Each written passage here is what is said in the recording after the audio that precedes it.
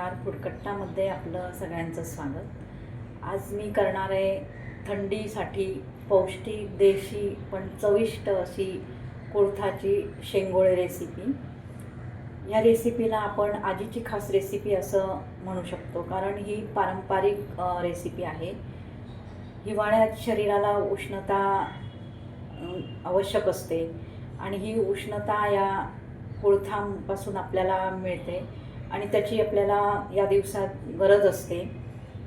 स्त्रियांना तर शारीरिक आरोग्यासाठी खूप फायदेशीर असे हे कुळथाचे पदार्थ असतात.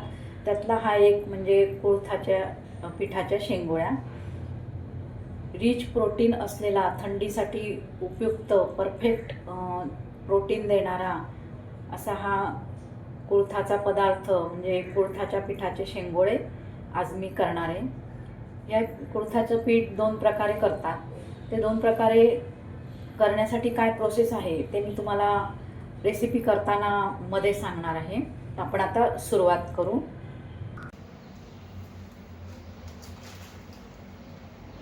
हे 1 वाटी कुळथाचं पीठ,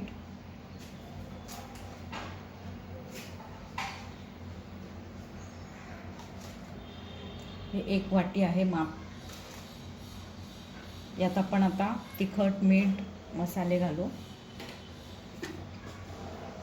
खूप साधी, सोपी, पटकन होणारी अशी ही रेसिपी आहे. तिखट घालू, हळद,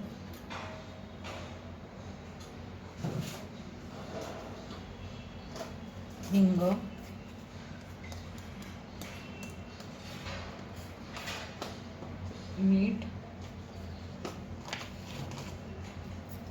मीठ घातलं.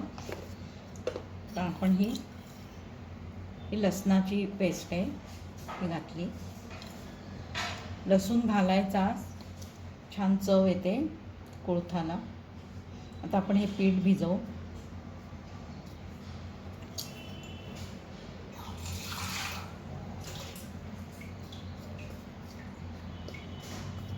छान मिक्स करू सगळं.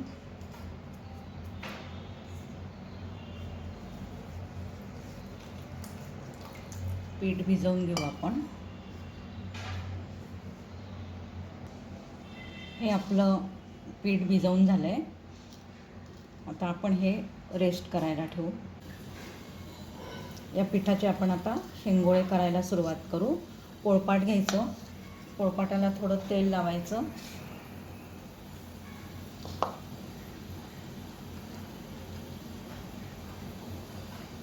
हाताला पण तेल लावून घ्यायचं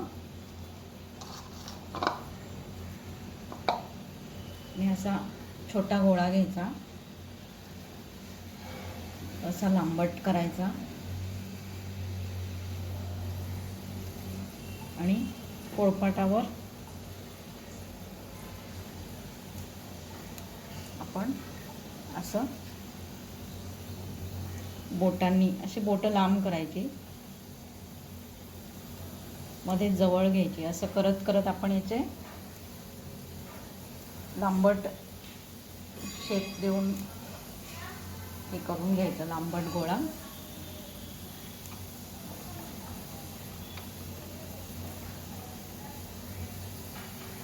आणि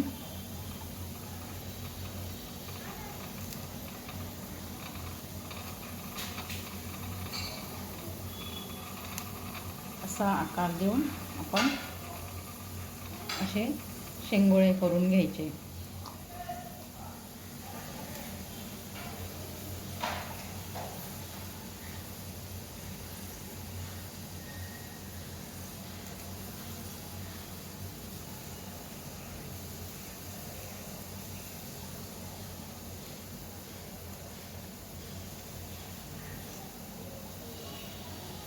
शेंगोळ्याचं पीठ विकत पण मिळतं किंवा तुम्ही दुकानातनं पोळीत विकत घेऊन दळायला टाकले गिरणीत तरी पण चालेल.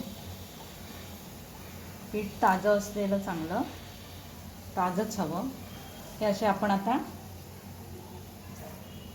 हे शेंगोळ्याचे आकार करून घेऊ. या कुळथाच्या पिठाचे दोन प्रकार, म्हणजे एक प्रकार म्हणजे कुळथाचं धान्य मिळतं किराणा दुकानात, ते आणायचं, भाजायचं, खूप भाजायचं नाही, गरम करून त्याचं थोडंसं ओलसरपणा कमी करायचा आणि गिरणीत दळायला द्यायचं. दुसरा प्रकार म्हणजे तुम्ही कुळथाचं धान्य आणून ते 10 ते 12 तास पाण्यात भिजवा आणि भिजवायच्या आधी 2-3 वेळा पाण्यातून धुवून काढा, म्हणजे त्याचा कडूपणा पण कमी होईल. आणि हे भिजवून नंतर पाण्यातून काढल्यावर त्याच्यात खूप कमी पाणी घालून तुम्ही ते वाटा आणि मग त्याच्या तुम्ही शेंगोळ्या करू शकता. ह्या शेंगोळ्या करताना बऱ्याच जणांना जमत नाही. पीठ जर जुनं असेल तर त्याला विरी जाते आणि मग त्या करताना तुटतात, कारण त्याचा आपल्याला लांबट शेप द्यायचा असतो. लांबट अशी दोरी म्हणता येणार नाही, पण असं आपल्याला लांबट त्याचे काप करून आपल्याला त्याला वळवायचं असतं कडबोळीसारखं. तर ते करताना बऱ्याच वेळा जर जुनं पीठ असेल तर ते तुटतं मध्ये मध्ये, म्हणून शक्यतो पीठ ताजंच असावं. आणि ज्यांना सवय नसते, ज्यांना पहिल्यांदाच करायचं आहे, त्यांनी मी एक प्रकार दाखवला आहे त्यात छोटासा कडबोळीचा, त्या आकारात केलं तरी पण चालेल. आणि हे पीठ तुम्ही गिरणीतून दळून आणा किंवा घरी करा. घरी करताना मग तुम्ही 10-12 तास भिजवा मी सांगितल्याप्रमाणे. या शेंगोळ्या करताना तुम्ही आकाराने लहान केल्या तरी चालतील.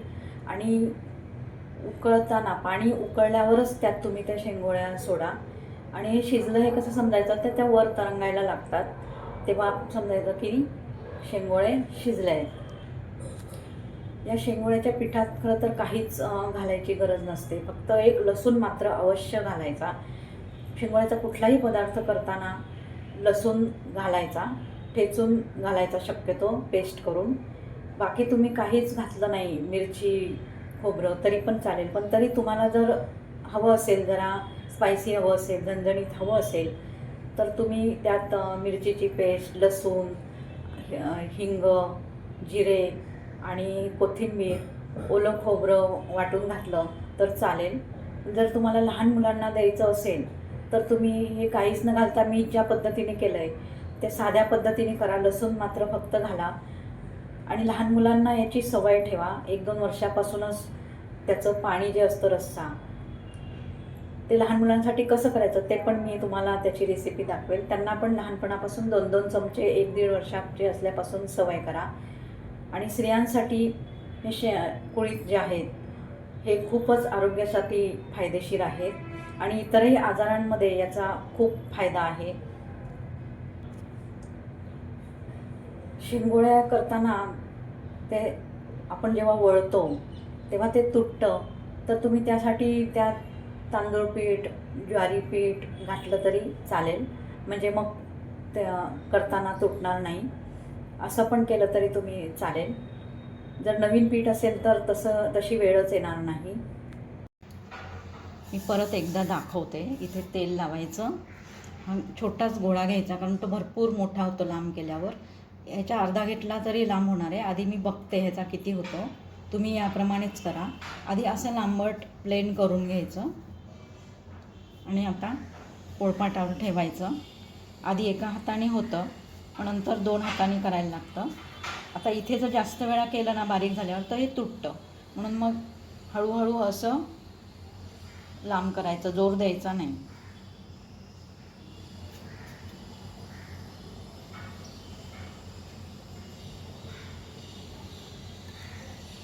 जर जुनं पीठ असेल तर हे करताना खूप वेळा तुटतं.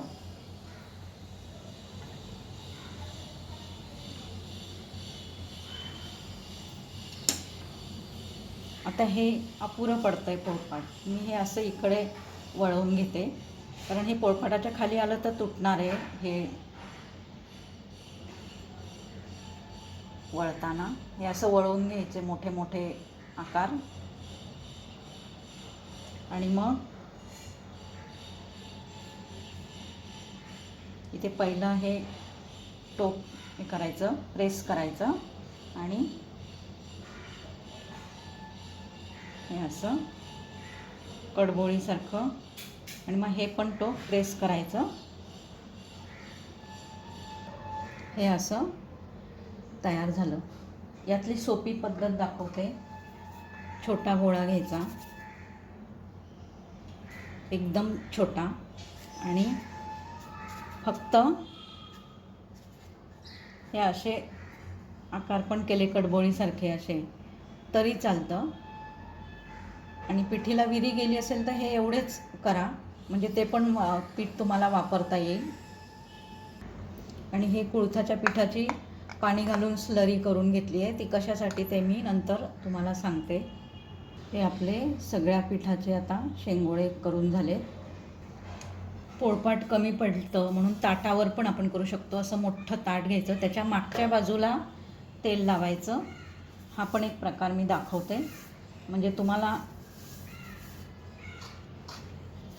आणि ताटावर पण आपण करू शकतो. असा गोल करून घ्यायचा आणि ताटावर करायला घ्यायचं. असं ताटावर करून घ्यायचं, म्हणजे तुम्हाला जास्त जागा मिळेल. मोठं ताट घ्यायचं आणि त्याच्या मागच्या बाजूला तेल लावून मग तुम्ही हे करू शकता.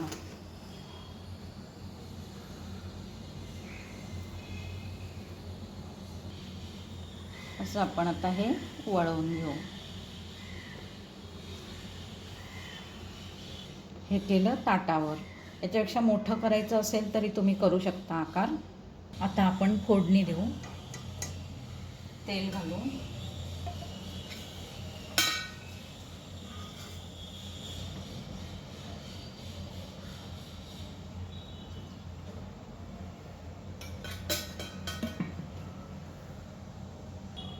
तेल तापलं की मोहरी, हळद, हिंग घालू.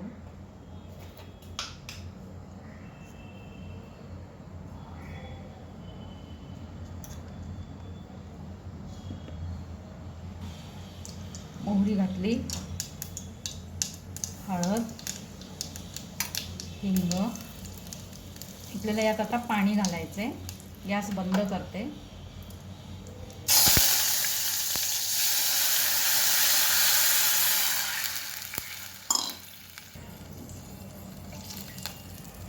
पाणी जास्त घ्यायचं आधीच, पण त्यात शेंगोळे आपण शिजायला टाकणार आहे. यात तिखट घालायचं, गोडा मसाला,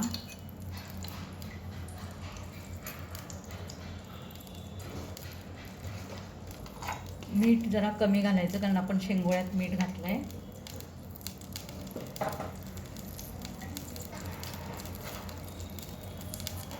आता ह्या पाण्याला उकळी आली की यात आपल्याला हे शेंगोळे सोडायचे. आता उकळी आली आहे पाण्याला, आपण यात आता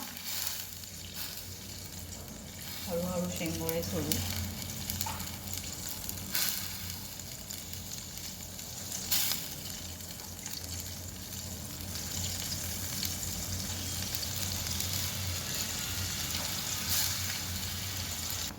आपण आता झाकण ठेवून याला शिजू देऊ. आता आपण ही जी स्लरी केली आहे पिठाची पाणी घालून, ही आपण यात घालू. म्हणजे काय होतं, रस्सा आपल्याला चांगला दाटसर मिळतो आणि टेस्ट पण येते रश्श्याला. आज तुम्ही ही रेसिपी पाहिली. मी खूप साध्या पद्धतीने केलं आहे. हे मी साध्या पद्धतीने का केलं तर अशा पद्धतीने तुम्ही काही न घालता, जास्त न घालता केलं तरी त्या पिठाला इतकी छान चव असते कुळथाच्या पिठाला की ते छानच लागणार आहे. आणि शिवाय असं साध्या पद्धतीने केलं, मिरची न घालता, फक्त लसूण घाला, म्हणजे मग कमी घाला हवं तर, जर लहान मुलांना द्यायचं असेल तर. मी या पद्धतीने केल्यामुळे लहान मुलंही खाऊ शकतात. अगदी 1-1.5 वर्षाच्या मुलांपासून मोठ्यांपर्यंत सगळ्यांना साध्या पद्धतीने केलं तर हे शेंगोळे खाता येतात. तरीही ते छान चविष्टच लागतात. तुम्ही ही रेसिपी नक्की ट्राय करा. माझ्या चॅनलच्या व्हिडिओच्या डिस्क्रिप्शन बॉक्समध्ये मी काही प्रॉडक्ट्सच्या लिंक दिल्यात. तुम्हाला इंटरेस्ट असेल तर तुम्ही त्या लिंक ओपन करून ऑनलाईन शॉपिंगचा आनंद घ्या. माझ्या चॅनलला सबस्क्राईब करा, लाईक करा, जास्तीत जास्त शेअर करा. धन्यवाद.